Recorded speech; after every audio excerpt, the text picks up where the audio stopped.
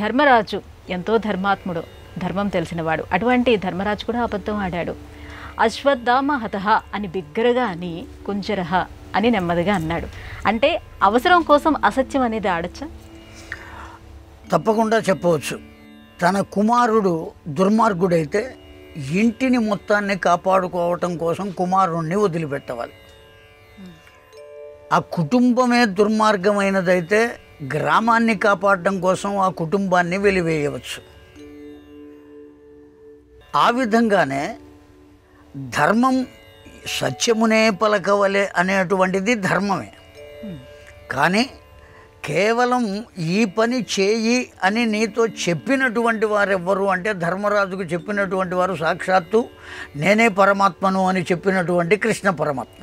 కనుక దీని యొక్క దోష అదోషములు ఏవి ఉన్నప్పటికీ అవన్నీ ఎవరికి చెందుతాయి అంటే శాసించిన వారికి చెందుతాయి తప్ప కేవలం కర్మ చేసినటువంటి వారికి చెందవు.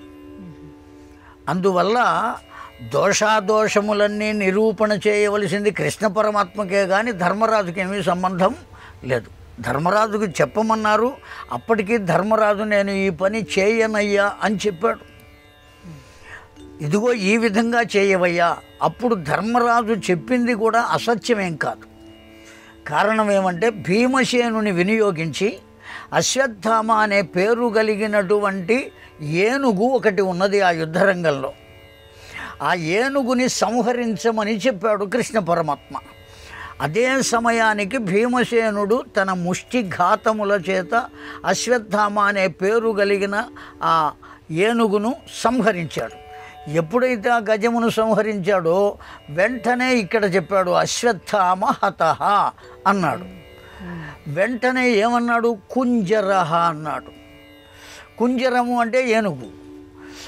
కనుక అశ్వత్థామ అనే పేరు కలిగినటువంటి ఏనుగు మరణించింది అని చెప్పాడే తప్ప నీ కుమారుడైనటువంటి అశ్వత్థామ మరణించాడు అని ధర్మరాజేమీ చెప్పలేదు.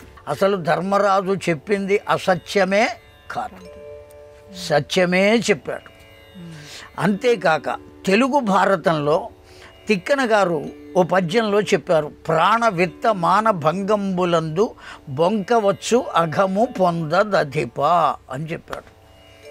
ఆంధ్ర భారతంలో ప్రాణం పోతోంది అనుకున్నప్పుడు ఇదిగో ఈ అసత్యం చెబితే ప్రాణం నిలబడుతుంది అని అనుకున్నప్పుడు అసత్యం చెప్పాలి. హాస్పిటల్లో రోగి చేరాడు, వాస్తవానికి ఆ రోగి క్షణంలో వెళ్ళిపోతాడు, ప్రాణాలు పోతాయి.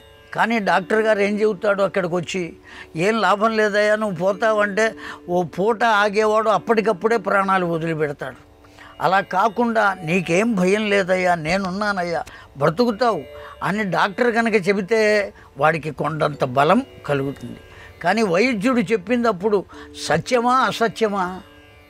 దేని కొరకు చెప్పాడు అంటే ఆ వ్యాధిగ్రస్తుడైన వాడి యొక్క రక్షణ కోసం, అతడు ప్రశాంతంగా వెళ్ళటం కోసం చెప్పాడు.